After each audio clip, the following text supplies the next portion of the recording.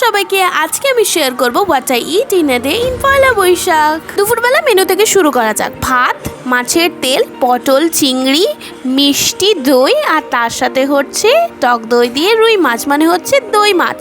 তার সাথে ছিল মুড়ি ঘন্ট। এরপর বিকেলবেলা সবাই যখন ঘুমোচ্ছিল, আমি আর পাপুমা তখন সবার জন্য সারপ্রাইজ হিসেবে বানাচ্ছিলাম একটা জিনিস।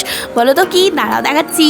বানাচ্ছিলাম হচ্ছে ধোকলা। প্রথমে ধোকলা পাউডারটা জল দিয়ে গুলে মিনিট 10 থেকে 15 রেখে দিতে হবে, এবং তারপর 10 থেকে 15 মিনিটের পর ওর মধ্যে একটা স্যাকেট থাকে, সেই স্যাকেটটা সম্ভবত সোডা, সেটা মিশিয়ে আবার 10 মিনিট তোমাকে স্টোর করে রেখে দিতে হবে। ব্যাস, তারপরে তুমি মিনিট 15-20 বেকিং করলেই বেক হয়ে তৈরি হয়ে যাবে ধোকলা। আর তার সাথে সাথে আমরা ওই সিরাপটা, যেটা মিষ্টি সিরাপ, সেটা কারি পাতা এবং সরষে ফোড়ন দিয়ে চিনি দিয়ে বানিয়ে নিয়েছিলাম, আর আমাদের রেডি ধোকলা।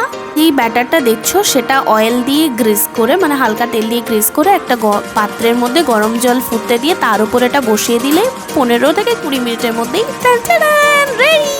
পর ওই মিষ্টি সিরাপটা যদি উপর থেকে ছড়িয়ে নিলেই তৈরি। এবার শুধু কেটে খাওয়ার পালা। দেখো, আর এরপর তোমরা আমাকে কমেন্ট করে জানিও যে কারা কারা এই রেসিপিটা ট্রাই করেছিলে। রাত্রেবেলা আমাদের মেনুতে ছিল হচ্ছে বাসন্তী পোলাও আর আলুর দম।